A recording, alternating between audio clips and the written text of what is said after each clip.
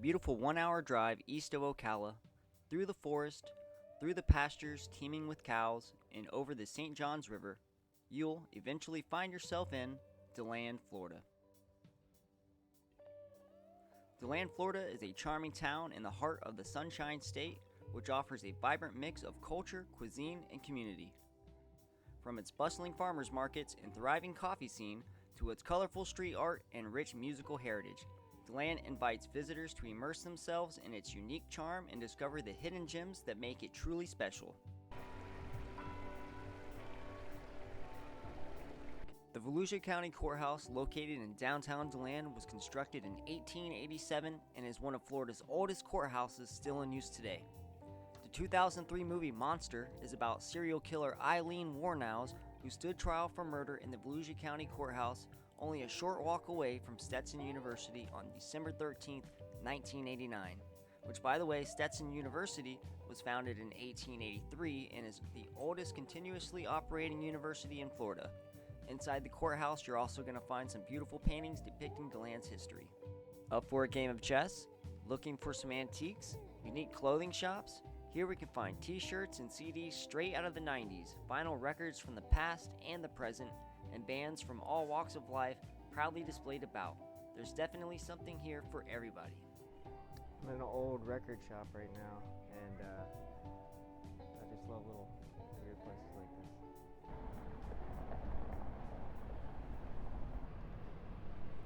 Alright, so right now we're walking over to the coffee shop. This is probably one of the coolest little coffee shops that they have here in DeLand, in my opinion at least. It kind of reminds me of the cafe from Friends. The word coffee comes from the Arabic word kawa, meaning something to prevent sleep. Legend has it that coffee was discovered by an Ethiopian goat herd named Kaudi in the 9th century. He noticed his goats became more energetic after eating the berries off certain shrubs. Coffee is the second most traded commodity in the world after oil, and over 500 billion cups of coffee are consumed worldwide every year.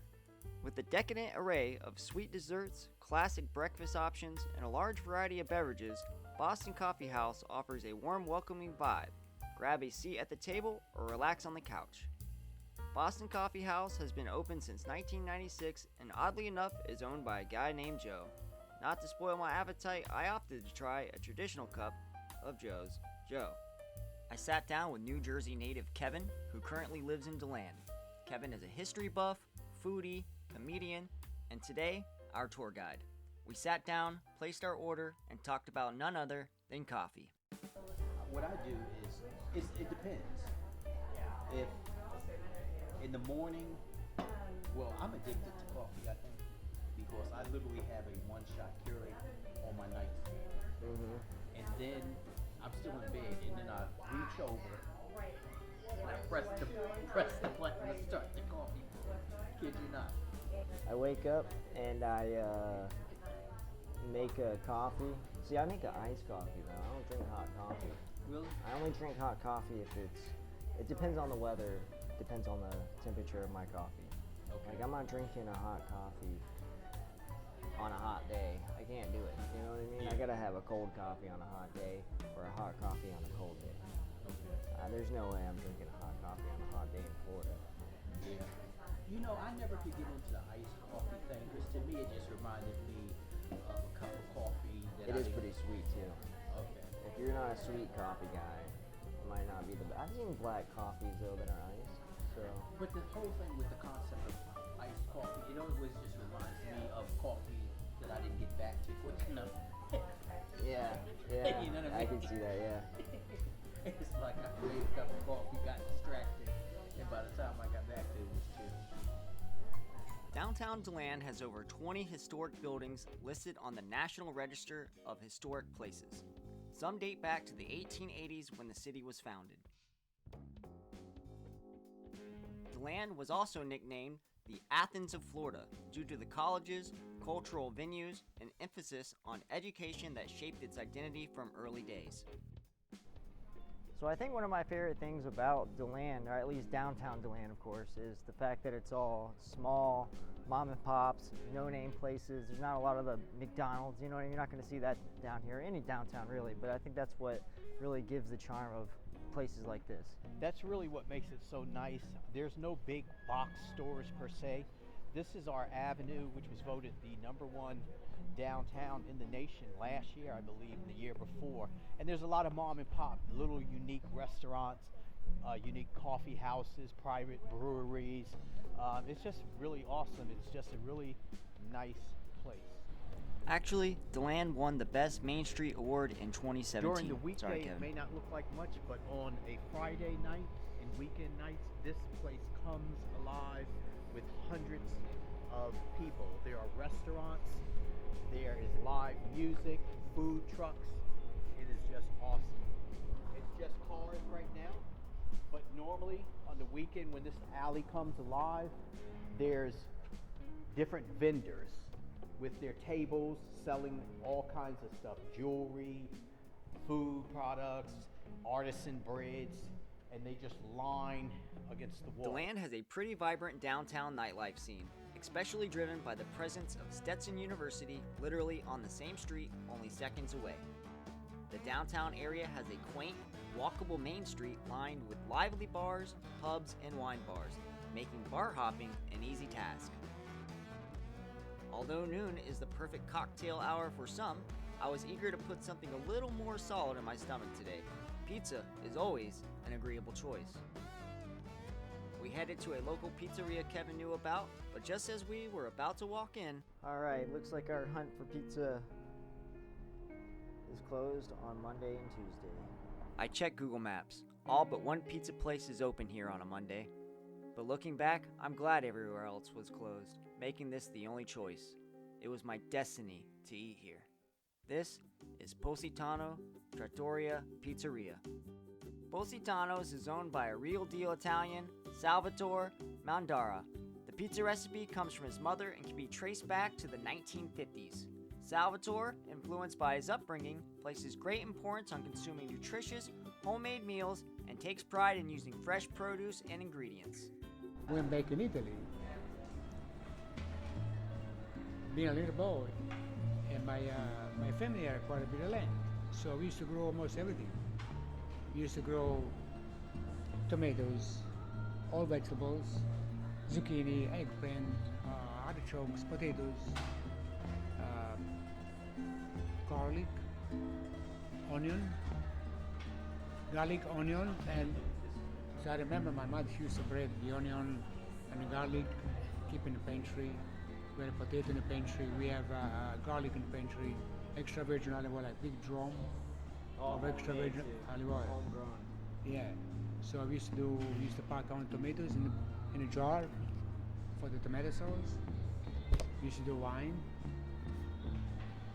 We used my mother used to cut the figs in half because there are a lot of trees, fig trees. So you know the figs don't last long on a shelf. So my mother used to cut in half. She used to put in the net, bring on the balcony in the morning when the sun was up, bring it back at night when the sun was down, back and forth for whatever days until they were nice and dry. She would stuff them with walnut, a little bit drop anisette and sprinkle. Just close them together, keep in a big jar. The aroma when you pick one, when you go in a grab one, it was like the aroma of the figs itself, the anisette, it was just unbelievable. So this is what my food is all about. Yeah, it's incredible. Make a long story short, Yeah. So that is why a lot of customers here they say, wow, this food tastes like my grandma. This food tastes like So just because what I tell them, this is not a restaurant kitchen. This is a home kitchen. Yeah. The way I was in Italy. Yeah. And literally, I took the way we cook in my hometown, in my own house in Italy, here in Milan. And very long story short, and then about the pizza is my uncle came in America in 1950, first one. No, go back and the first one, very first one, it was 1902. The second one 1950, third one 1952. So that's not a long story where my pizza was originated by them. The recipe for the dough was done by my uncle. So when I came in Florida, I took that with me too. So going back to food and pizza, we talk about the best we can have. Nice. Great. So I mean, long story short, but there's a lot more to say. But Yeah. this is I want to be concentrated, Yeah, for sure. So, Wow. Thank you very much for talking. well, thank you with for us. giving me the opportunity, to Yeah. explain and express myself. Hopefully, my English is not too, Pizza, a classic meal everyone loves. Bread, sauce, cheese, and my topping of choice, pepperoni, aka my sister's face in high school. Especially the crust. Thanks, Brian. All right, let's see it. Oh no. This is good, authentic pizza. Oh yeah. That's great.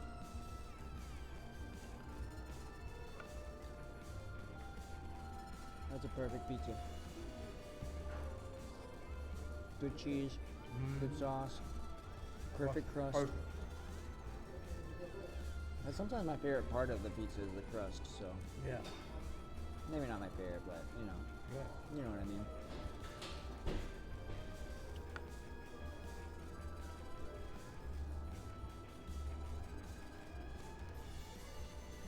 The sauce is great too, Mm-hmm. all around. I give it 5 out of 5 stars.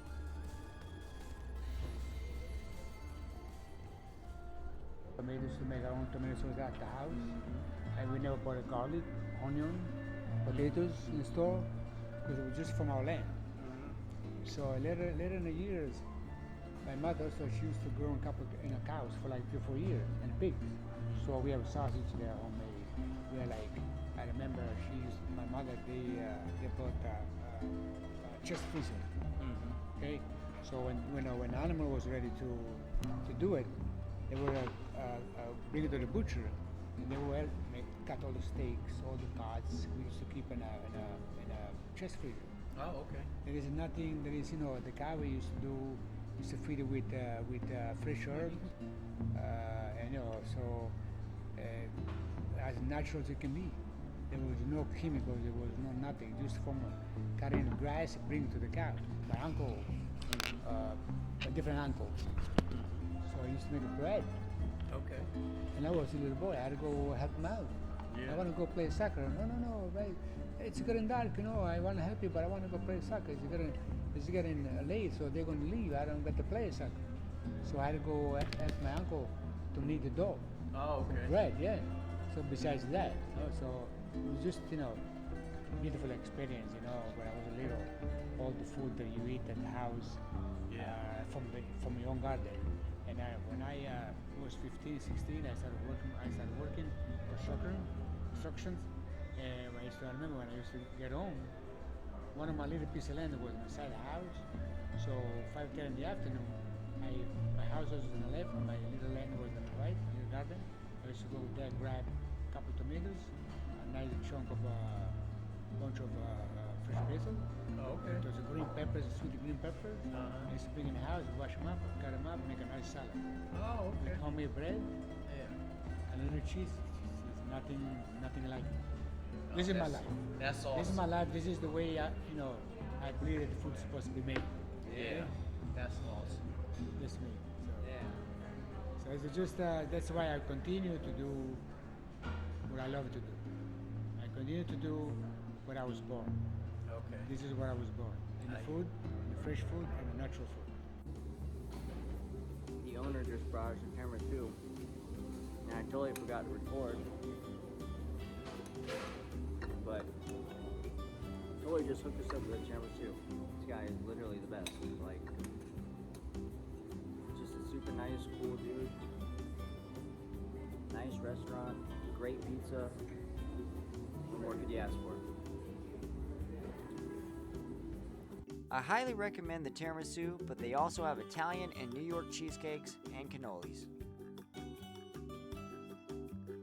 Thank you, Salvatore, for an amazing meal. I really appreciate it. It was awesome. Thank you for very much dessert for you too. guys come over to give me an opportunity to serve you guys. I appreciate it. Anytime, man. Thank you very much. I appreciate you. Thank you. Thank you. Thank you very much. Man, that was awesome. Couldn't ask for a better little Italian place. Truly amazing.